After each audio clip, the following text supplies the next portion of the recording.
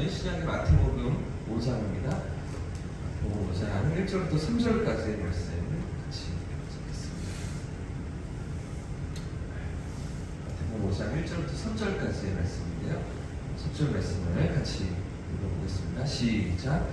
예수께서 우리를 보시고 산에 올라가 앉으시니 제자들이 나아오시라. 입을 열어 가르쳐 이르시되 심령이 가난한 자는 복이 있나니 천국이 그들의 것이며. 아멘. 할렐루야. 아멘. 한 주도 하나님의 은혜가 우리 삶을 붙드실 줄 믿습니다. 아멘. 지난주 우리는 산상수훈의 시작 부분을 살펴보면서 예수님께서 가르쳐주시는 진정한 복이 무엇인가 이것을 먼저 생각해 보셨죠? 진짜 복, 예수님께서 말씀하시는 복이 무엇이었습니까? 하나님 안에 있는 것이었습니다. 하나님의 그 선하신 손길 안에 우리가 있다는 것을 기억합니다. 사실은 이게 우리의 삶의 가장 큰 복이다 이렇게 말씀해 주고 계셨는데, 그리고 이제 이어지는 오늘 본문에서 예수님은 그런 하나님 나라의 백성으로 살아가는 삶의 모습이 무엇이어야 하는지, 그런 복을 가지고 세상 가운데 살아가는 당신의 백성들이 어떤 모습으로 살아가야 하는지를 우리에게 하나하나 말씀해 주시는 오늘 먼저 첫 번째 부분을 살펴보고요. 계속해서 하루하루 팔복을 이렇게 생각해 보려고 하는데, 먼저 오늘 3절 말씀입니다. 3절 말씀 다시 한번 더 읽어보겠습니다. 시작. 심령이 네, 여러분 심령이 가난한 자가 복이 있다. 무슨 말씀? 너무나 잘 하시는 말씀이죠. 여러분 심령이 가난하다는 게 어떤 심령이 가난함은 우리가 잘 알고 계시잖아요. 가난함은 돈이 없는 거죠. 재정적인 능력이 충분치 않은 것, 뭐 이런 것들을 가난하다고 얘기하지 않습니까? 그런데 오늘 보면은 그저 돈이 없어서 가난한 것, 재정적으로 궁핍한 것, 이런 것들을 가리키는 것이 아니라 심령이 가난하다 이렇게 말씀하시잖아요. 심령이 가난한 것입니다. 여기 심령이라고 말할 때 사용된 헬라어는 푸뉴마라는 단어는 영혼으로 번역되기도 하고 또는 마음으로 번역된 그런 단어인데요. 그러니까 영혼이 가난하다, 또 마음이 가난하다 이런 의미를 해석할 수가 있겠죠. 그럼 영혼의 가난함은 또 무엇입니까? 마음의 가난함은 무엇입니까? 먼저 우리가 생각해봐야 될 것은 이 부분이 단지 물질적으로 가난하거나 재정적으로 가난한 것을 가리키는 상태가 아니라는 것입니다. 그러니까 예수님께서 이렇게 말씀하실 때 너희들 돈이 없어야 그래야 복이 있다, 너희들 재정적으로 궁핍하고 거지처럼 살아야 그래야 복된 삶이야, 이런 말씀은 아니라는 것입니다. 그런데 문제는 무엇이냐면 우리 기독교 역사를 돌아보면 이 재정적인 가난함이 성도들이 추구해야 되는 아주 중요한 덕목이라고 생각해 왔다는 것이죠. 기독교 역사상 많은 성도들이 물질적인 가난함을 이 신앙의 아주 중요한 핵심적인 그런 부분이라고 생각해 왔다는 것입니다. 우리 안에도 그런 정서들, 그런 생각들이 있지 않습니까? 우리는 부자로 살면 안 되는 것 같아요. 그런 생각.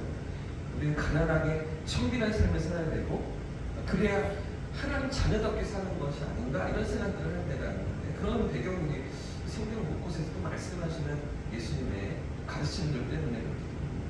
특별히 누가 이런 가난함을 추구했습니까? 기독교 역사상 수도원 운동을 하던 사람들이었습니다. 사도행전에서 초대교회가 시작되어지고 313년에 로마 제국이 기독교를 국교로 받아들입니다. 그래서 사실은 이제 교회가 핍박받고 어려움을 받던 시대가 지나가고 교회가 부유해지기 시작했는데요.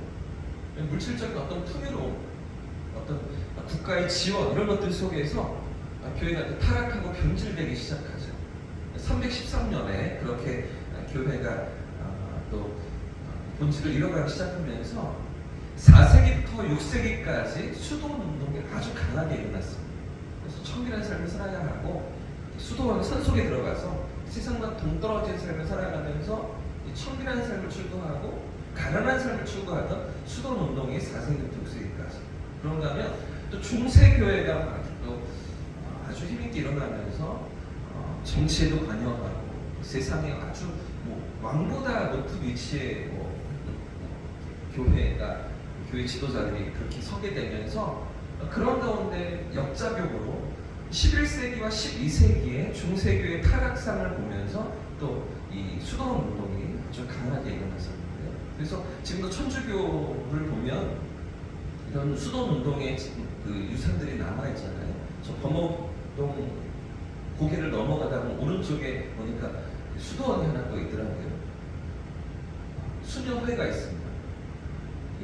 조용한 이렇게 성처럼 높은 벽을 둘러싸여 도심에도 그런 수도원이 지금도 남아 있는데 그 수도원은 지금도 그렇게 이 청단 삶을 추구하면서 이런 게 신앙의 어떤 진짜 중요한 부분이라고 생각하면서 지금도 그렇게 하나님 앞에 선다고 하는 사람들이 있는 것이죠. 평생 수도사가 되어서 가난하게 살고 결혼도 하지 않고 독신으로 살면서 재물을 추구하지 않는 것이 이게 진정한 신앙이다 라는 분들은 생각하는 것도 아니겠습니까?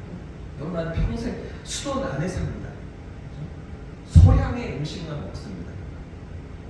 과하게 음식 먹으면 그게 죄라고 생각하는 다 죄짓으신 거예요. 어젯밤에도 저녁에도 그렇게 먹으면 안 됩니다. 이 사람도 생각할 때 개인적인 재산을 갖지 않고요. 우리 성경만 묵상하고 기도에 전념하고 침묵하고 말도 많이 하지 않는 말을 많이 하다 보면 좀 실수합니다.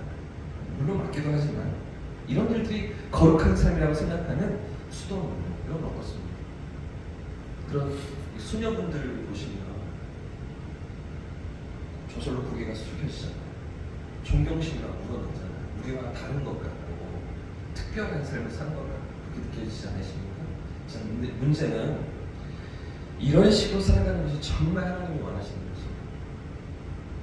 세상과 단절되어서 그 속에 나만의 어떤 신앙을 경건을 하나님 앞에 쌓아가는 것이 그게 하나님 진짜 원하시는 것입니다. 심령이 가난하다고 하시는 말씀이 이렇게 세상을 등지고 무소유로 살아야 된다고 말씀하시는 것입니다.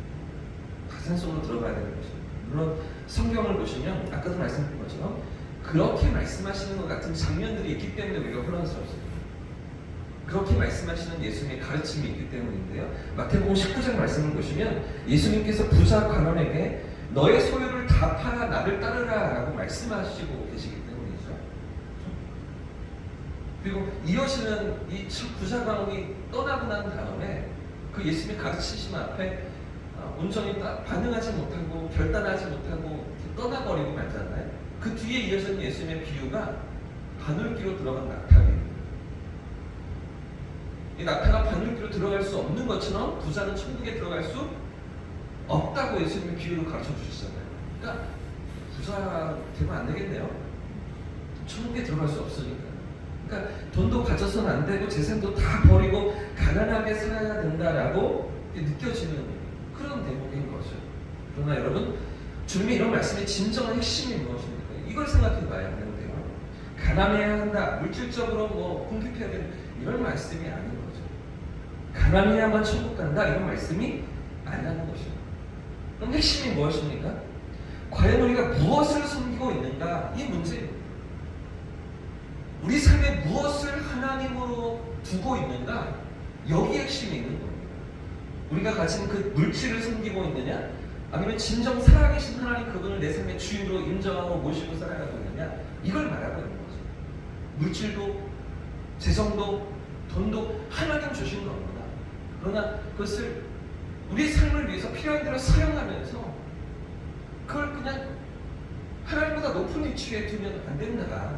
그 말씀을 하시는 거죠. 사랑 여러분, 사실 어떤 사람은 돈에 전혀 관심이 없는 경우도 있는 것 같습니다.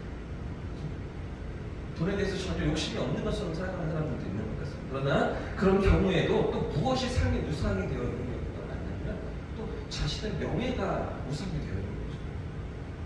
자기 인생의 어떤 즐거움, 쾌락이 우상이 되어 있는 경우들도 있습니다. 더러는 자녀가 자식이 우상이 되어서 그 내 삶의 중심에 하나님 자리에 돈이 아니라 다른 것들이 올라가 있는 경우도 있는 거죠. 그러니까 그걸 말씀하시는 거죠. 하나님보다 높아져 있는 그 무언가, 그게 너의 우상이다. 지금 부자 가운데 그렇게 말씀하시는 거예요. 그 돈이 너의 우상이라고 말씀하시는 거죠. 그러니까 모두가 다 그게 우상은 아니잖아요. 그 우상을 내려놓고 네 삶의 중심에 가장 중요하다고 생각, 그것을 내려놓고 하나님이 중심에 계셔야 된다는 이 말씀, 이 핵심을 전달하고 계시는데, 그래서 보십시오. 아브라함에게도 하나님께서 요구하시는 것이 무엇입니까? 돈입니까? 아브라함에게 하나님께서 원하셨던 것, 그 아들이 이삭이잖아요. 벳세에 낳은 아들, 하나밖에 없는 아들, 어쩌면 하나님보다 더 우상이 될 수, 아들을 사랑하느냐 나를 사랑하느냐 이걸 묻고 계시는 거예요. 그래서 이삭을 바치라고 요구하시는 거예요. 이삭을 죽이십니까? 번제로 받으십니까? 아브라함의 중심을 원하시는 거죠. 아브라함에게 있어서는 아들, 부자 가론에게 있어서는 그 재물, 우리에게 있어서는 하나님보다 어쩌면 더 내가 소중하게 생각하고 있는 그 무엇일 수 있는 거죠. 내 명예일 수도 있습니다. 내 어떤 즐거움일 수도 있습니다. 내 가족일 수도 있습니다. 내 사업일 수도 있습니다. 내 자존심일 수도 있습니다. 그 무언가 하나님보다 더 높아져 있어서는 안 됩니다. 우선순위를 얘기하는 것입니다. 내가 나를 따를 때, 주님을 제자로 따라갈 때 가족도 버리고 식구도 버리고 아비도 버리고, 나를 따르라 말씀하실 때 다 내팽개치고 부모님 챙기지도 않고 가족들을 돌아보지도 않고 명절에도 찾아뵙지 않고 그렇게 나를 따르라고 말씀하시는 게 아닌 거죠. 우선순위의 문제를 말씀하십니다. 우리 삶에 무엇이 있는가, 이것을 말씀하고 계십니다. 사랑하는 여러분, 그렇기 때문에 심령이 가난하다라고 말씀하시는 부분은 물질적인 가난함, 다 수도사가 되어야 되고 신부가 수녀가 되어야 하고 뭐 이런 것들이 아니라는 것이죠. 나는 아무것도 할 수 없는 무가치한 존재임을 인정하는 거죠. 이게 심령의 가난함.